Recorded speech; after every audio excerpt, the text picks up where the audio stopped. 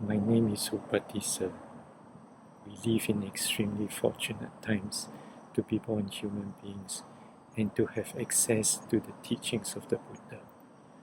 Today, 26 centuries after the demise of Lord Buddha and his chief disciples, a small number of bhikkhus still aspire to practice the Eightfold Noble Path, having relinquished the material world. Bhante Candana is one of them, but his noble endeavors are unsustainable without our support. So, if you feel inspired by Bhante's teachings, please consider a timely donation from the right places goes a long way to prolong the Buddha's dispensation. May the blessings of the Triple Gems be with you. Sukhi Hotu.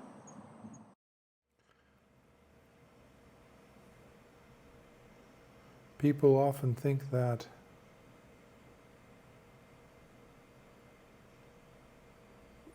by having the interest, even the desire sometimes, to go and meet with a teacher, to go and ask for a teaching, to be reading a book,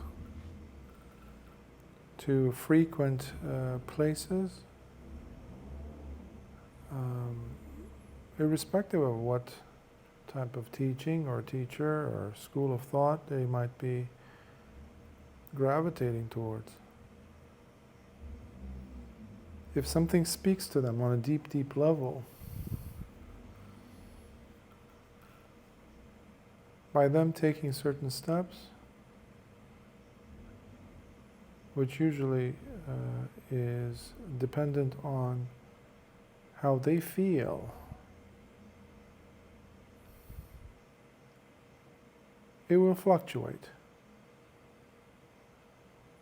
That drive, the interest, the desire, the longing to be frequenting those places, to be meeting up with those friends, discussing or maybe meditating together. This is about individuals who, specifically in the case of the Dhamma, who in the past have shown interest and they read books, they like this or that concept, that principle, it speaks to them, the lifestyle that the Buddha had, what they think he had.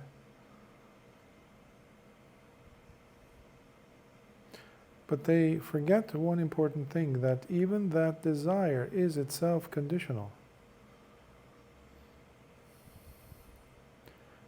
You see, we have to use the conditional things, we have to use the conditioned things, the situations, our bodies, our brain, our mind, all of which are conditioned, to tap into the unconditioned, the asankata. This is in the case of Buddhism now, specifically, the Dhamma, the Theravada teachings of Lord Buddha, where we go and find how often so many people would come, show interest, and then wane. It doesn't mean that they necessarily were bad people, or they were charlatans, or they were deceitful. Not necessarily. Some were, but not necessarily all of them.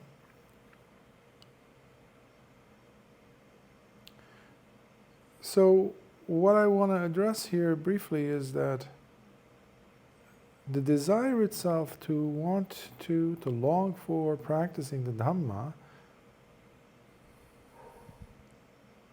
are simply seeds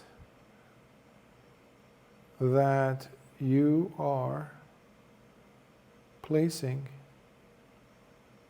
in your heart, placing them in your life, and they need your attention. They are not a sometimes affair. They are not things that you cater to when you feel like it. when the stars are aligned in a certain way, when, your life seems to be, treating you in a very lovely way. Things that you want are unfolding in the way you would like them to, or always wanted them to. And here you are, voila. So, you feel like everything is lining up. Well, that's wonderful that they are, but it's temporary. All things in the conditioned universe, everything is impermanent. Everything is changing, including your desire to practice, including your desire to attain whatever it is that you wanted to attain. I say this because oftentimes individuals are not cautious enough. Sometimes I've mentioned this to students in private interviews, especially in the beginning stages of their practice. Be careful what you're asking for to get out of this practice. Be careful, because once you do, there's no turning back. Meaning, it's nothing horrible, of course, far from it. The wonders you will see, the beauty that you will experience, is such that you will pass the point of no return. Now, that's a wonderful prize, because it's a gift that keeps on giving. However, that depends on your willingness to keep watering those seeds in the right way, at the right time, taking care of it. Now, of course, Lord Buddha did the work for us in organizing a simple formula that anyone could follow. Sila, Samadhi, Panya. Sila is the living of your life in an ethical manner. Not just the legal, whatever is allowed, because most governments, most countries around the world are corrupt, if not all. Most governments in the world are making up new legal parameters that fail in bringing out the beautiful thing that makes us human. They're designed, in fact, as if to kill whatever could really grow in us and turn us into superior beings. The system that we have in place today is geared towards making the individual, the family, and especially the society around the world turn us all into inferior beings. That's what is happening. That's what's happening. You look at culture, you look at art, you look at social values, whatever people are exposed to, what children are listening to, what they're watching, and you see it. So not that. When I say ethics, because sometimes people confuse the legal system with ethics. No, these are totally different standards, because what used to be legal in the past, today we find it to be illegal to even ponder such a thing. Or in some parts of the world, there are certain things that people do and say and get away with, and it's very legal. But in a civilized society, well, we're losing that even, the civilized society, whatever that is. But nevertheless, there are some standards that are still holding on some level, that we don't consider those things to be legal. So that is changeable. But ethics, on the other hand, is supreme compared to legal issues, or legal standards, to be exact. So the ethical backbone is the very first way that you can ensure, that you can take care of, that with confidence, that you are doing all that you can to create the foundation, to make sure those seeds continue growing, that you're keeping on track, because it was not just a haphazard thing, something that was just, you felt like, yeah, I feel good about it, and then you do. That's too Hollywoody. That's too, like changing clothes. Very superficial. And in the West, people have been doing this forever. They keep changing teachers. They keep changing gurus. It's a sad phenomenon, because it doesn't give any fulfillment whatsoever. Fulfillment comes when something has a lasting effect on you.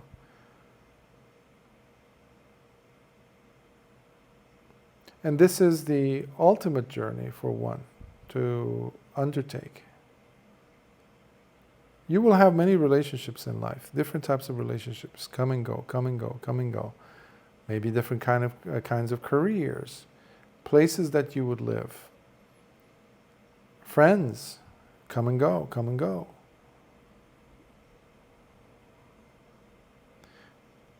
But your spiritual development need not be so. If you do it right, if you follow the steps right, it cannot be so, where it changes in its values. That's what I mean. Of course, the individual is going to evolve. You're never staying in the same place. The student, it's funny because sometimes students come and say, "Oh, Bhante, I'm going backwards. Nothing's happening. Help me. I'm doing something wrong. I'm a terrible student." It's like, okay, chill out, so relax, just breathe. And I would just do a before and after routine with them. Just simply ask, how was it if you were to compare when you first came to the Dhamma? How would you behave in the situation that, if we present it to you now, how would you behave differently today than you did before you came to the Dhamma? And they would just roll their eyes. They would say, "Oh, Bhante, it's totally different." Okay, have a good day, because you just answered your question.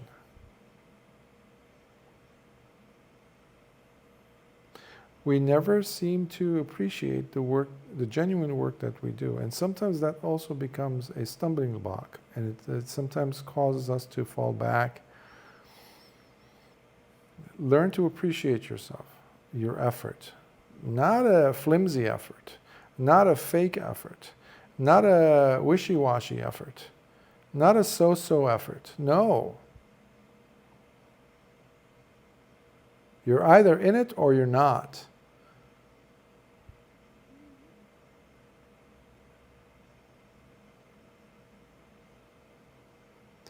Seeds have to be placed. We do have desire. In Buddhism, we have desire. Without desire, you cannot attain Nibbana. The first step towards Nibbana taken has everything to do with desire. What we do as we approach Nibbana, that's a different story altogether. So it's crucial for the individual to really continue and not take it for granted. Let's say, taking the refuge, right? So the 5 precepts, which I've mentioned so many times. I mentioned in the book and so many talks.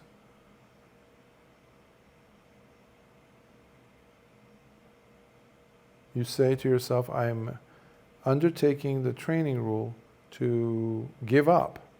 I'm training, basically, not to harm or kill living beings on purpose. I'm training.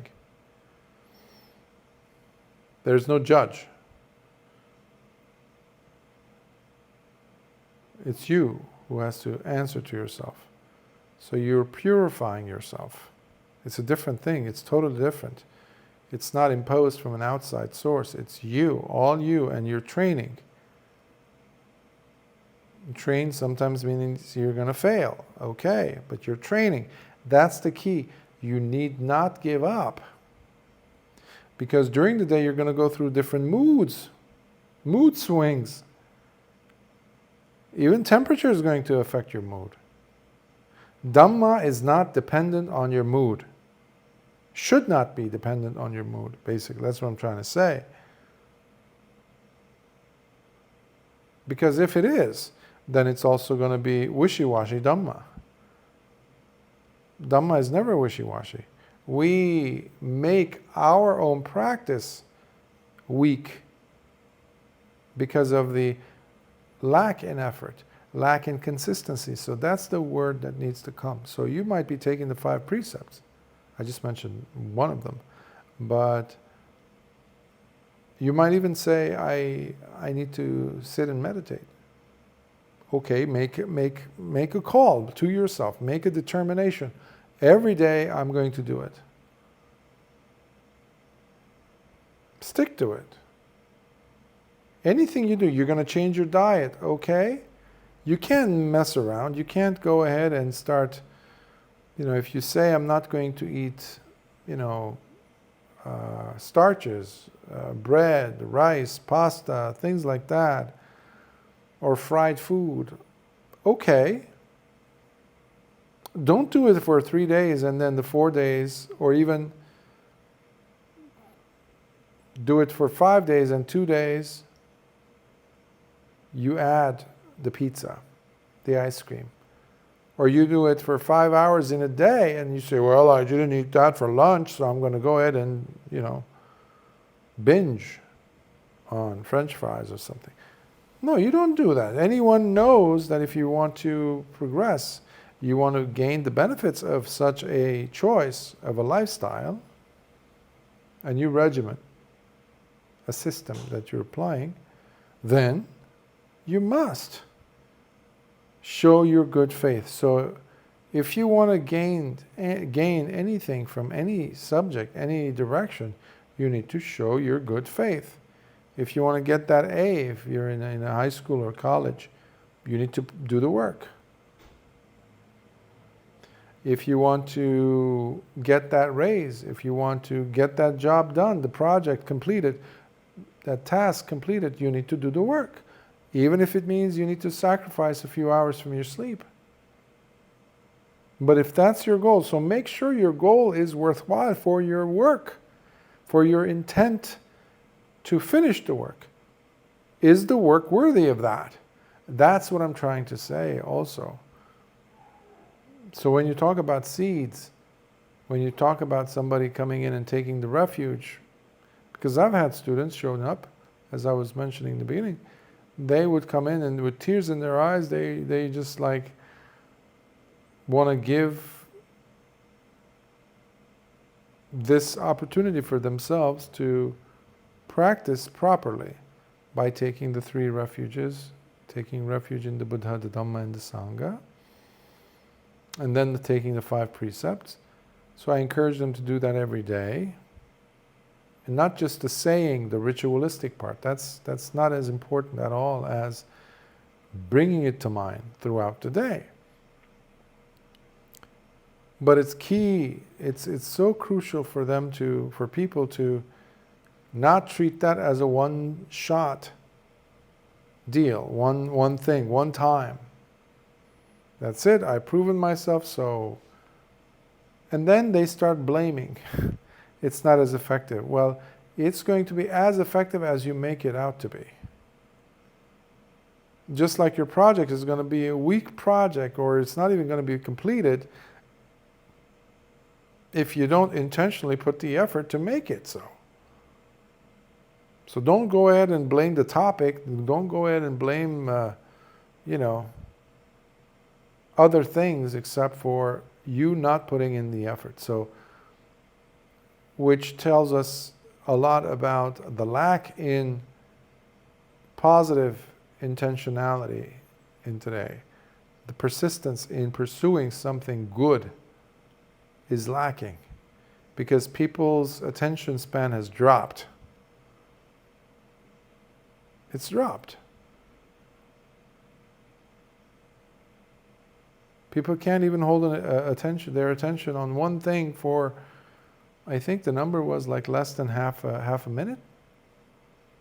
But when I was growing up as a teenager, I think the number was about 30 some minutes. They had done surveys, but today, people, not just a certain population, mind you, which is dreadful, everybody in different age groups, they're affected by it.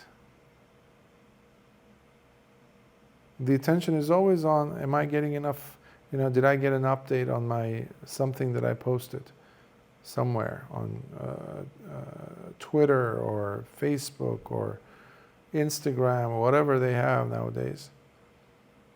So you're always wanting that kick of dopamine to come in. Meanwhile, life is happening. And if you were just paying attention, if you're only observing, just your mind, there's so much of a dopamine kick waiting for you there. Because every millisecond, there's so much that's taking place.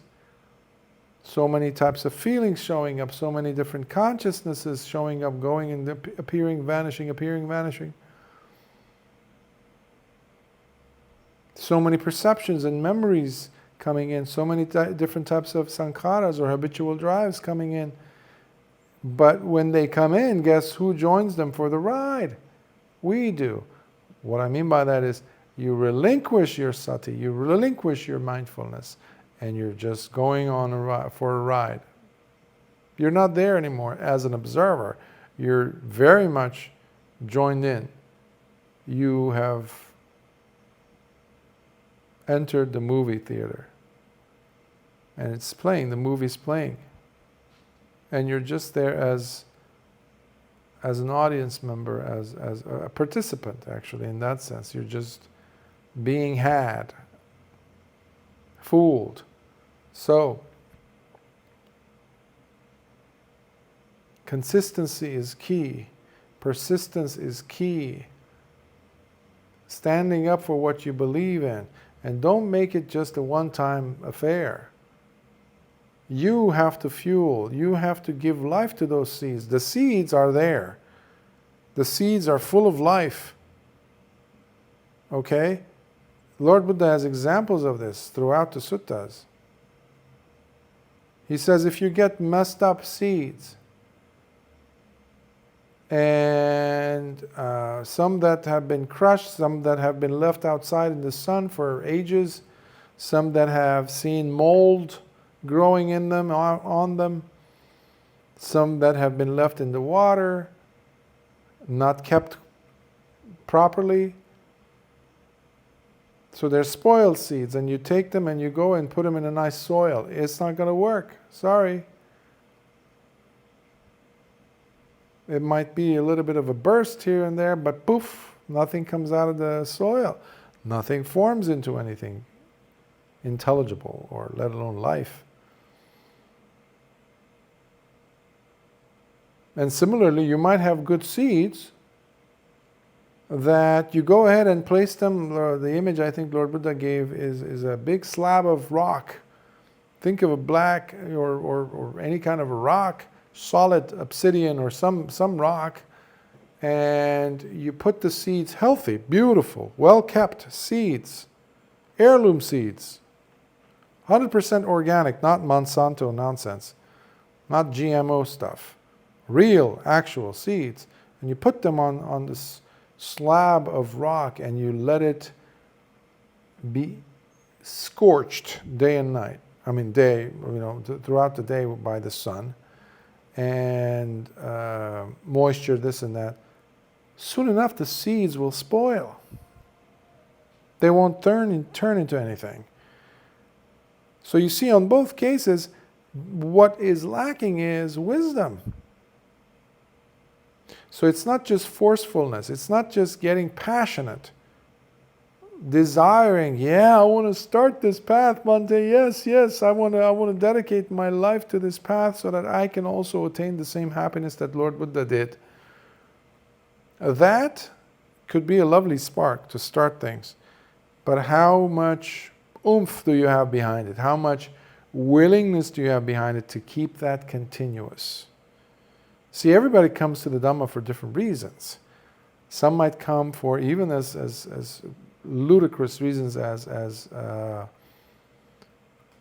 some reason, gaining fame, because nowadays you have a lot of people starting, YouTube channels and calling themselves, different teachers and this and that, and it's just sad and funny at the same time. So you have that.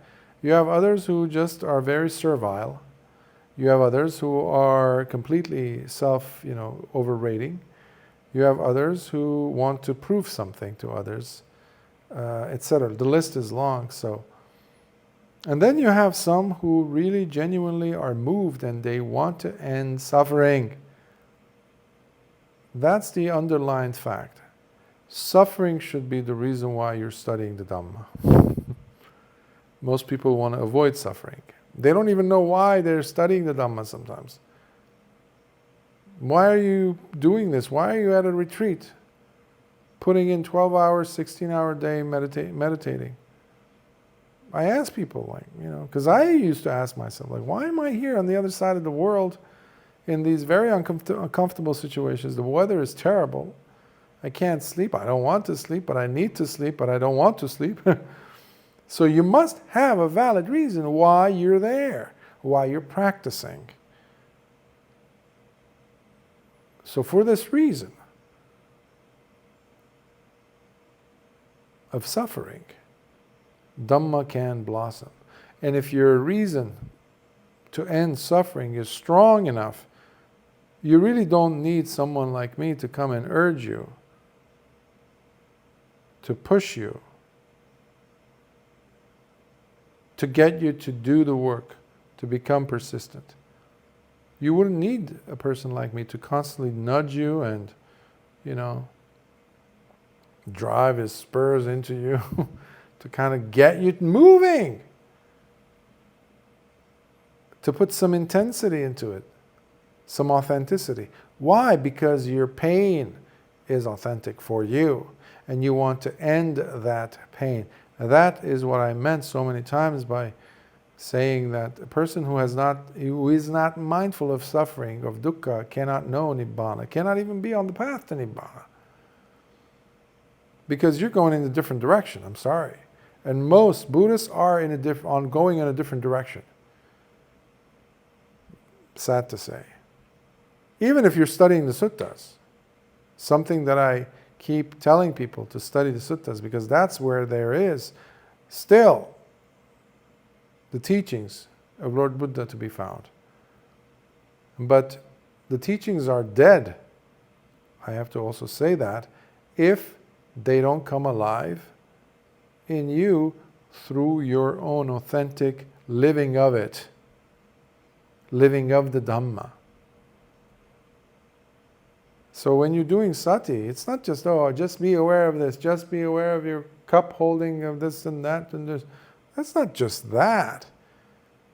When we say you need to be mindful of how you're moving in space and time, how you're lifting your hand, how you're turning your head and gazing at something, have it be infused with the grace of sati and sampajanya. What we're trying to say is your awareness of dukkha with you.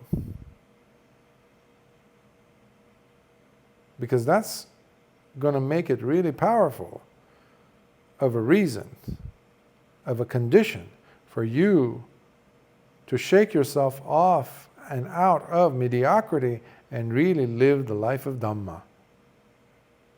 And boy, are those seeds going to grow fast. And this is another way that we can understand when Lord Buddha says in the last qualifier or attributes of the Dhamma, when he declares the Dhamma as something to be, or the thing to be realized by the wise for themselves. So you need to know that, and you will know that with your own efforts. The teacher is only going to show directions here and there, and when you go off the reservation, the teacher is going to sometimes come in, stand in the way, nudge you, get a baseball bat, metaphorically speaking, to shake you off of that trajectory and put you back in line. If, big if, your drive to relinquish suffering is strong enough. Otherwise, you want to leave that teacher and maybe use the baseball bat on him because of, well, you got offended.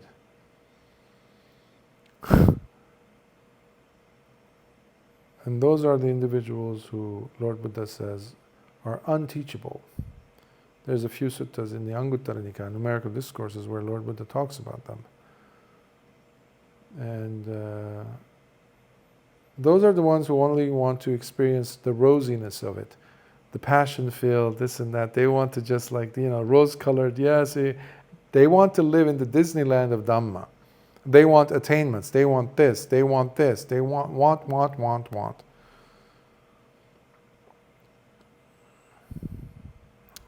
They don't even know Dhamma.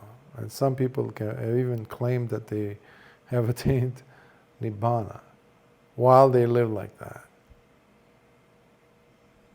Well, another life wasted.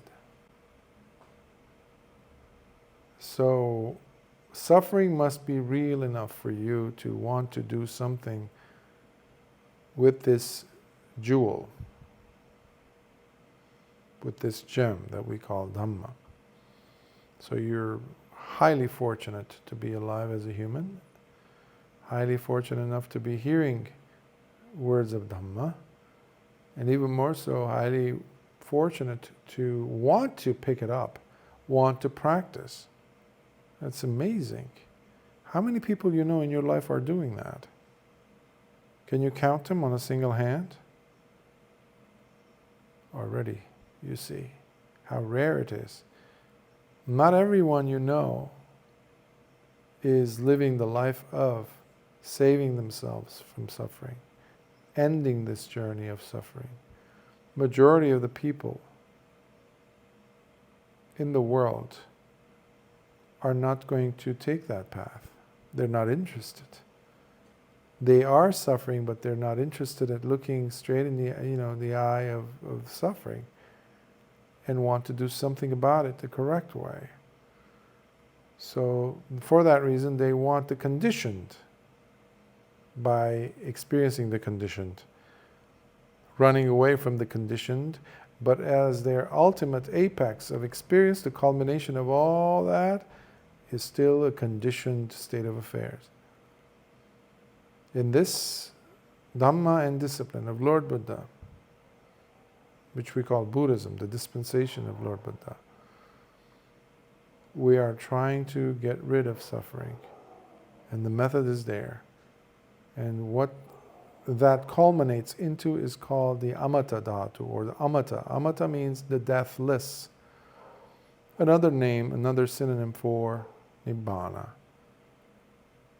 where you do not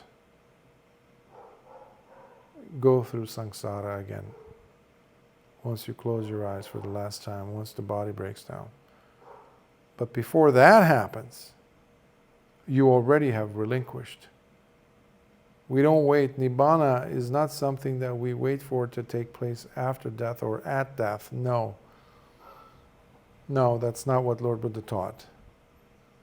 Nowadays, some people are and have been promoting that for a few centuries, but I see some people, even Western monks, who apparently their students are saying, well, he attained arahantship after his death. Oh, if he was that good, he should have attained it before.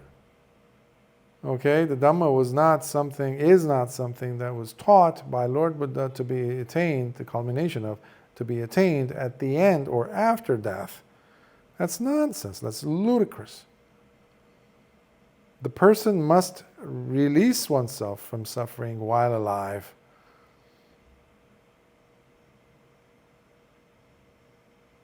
Akuppa ceto vimutti. Complete. release of the heart. Unshakable freedom, liberation of the heart. That's unmatched. But that happens while the person is alive. So that's what we're working with. And the seeds have a purpose. We don't keep the seeds so that we end up with seeds. No, that's not the objective. We have the seeds so we can plant them. First we have to take care of the seeds. We don't throw them around on a slab of rock in the midday sun. We put them in a good, healthy, fertile soil. We water it regularly. We take care of it. And that is when you're practicing it, with intent and consistency, with a solid reason. Check your reason for practicing the Dhamma.